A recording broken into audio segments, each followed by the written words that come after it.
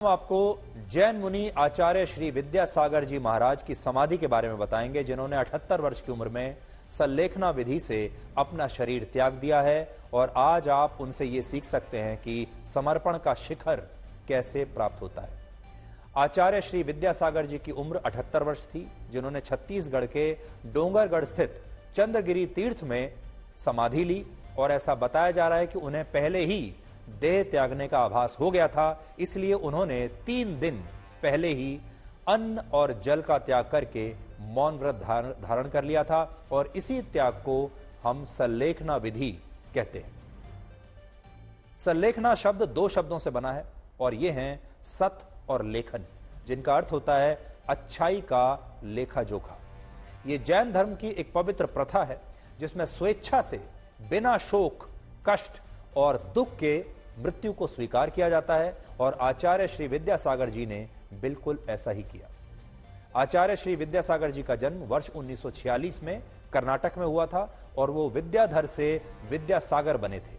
और वर्ष 1972 में उन्हें आचार्य की पदवी मिली और उनका पूरा परिवार संन्यास ले चुका है। और सबसे बड़ी बात यह है कि दुनिया हमेशा से उनके जीवन को बड़ी अचरज की निगाहों से देखती आई है। उन्होंने हमेशा दुनिया को हैरान किया है। आचार्य श्री विद्यासागर जी का जीवन इतना विशाल और विचारों की गहराई से भरा हुआ था कि उन पर 56 PhDs हो चुकी हैं। और उन्होंने भी 398 लोगों को दीक्षित किया, यानी उन्हें दीक्षा दी। और वो अपने विचारों को लेकर हमेशा बहुत स्पष्ट रहे।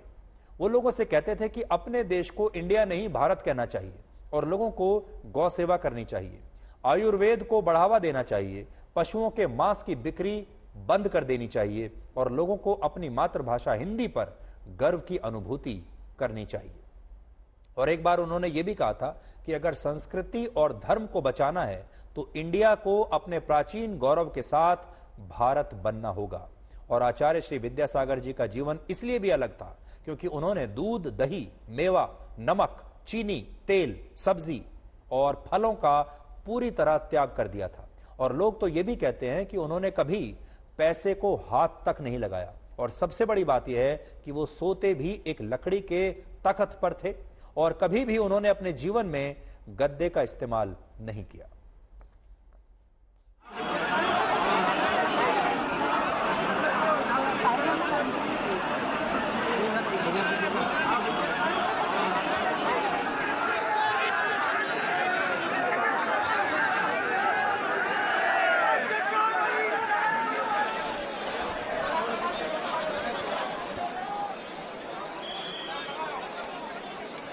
आज मैं समस्त देशवासियों की तरफ से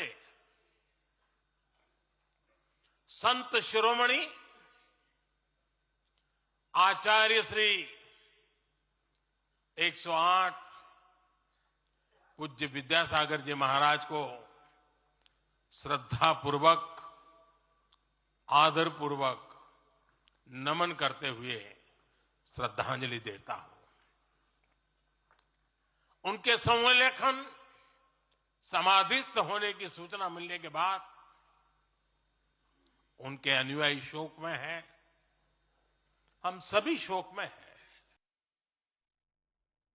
आज आपको खबर ये इसलिए दिखाई ताकि आप उनसे प्रेरणा ले सकें और उन्होंने जो जीवन के सिद्धांत देश को दिए, देश के लोगों को दिए, आप उन्हें हमेशा याद रखें।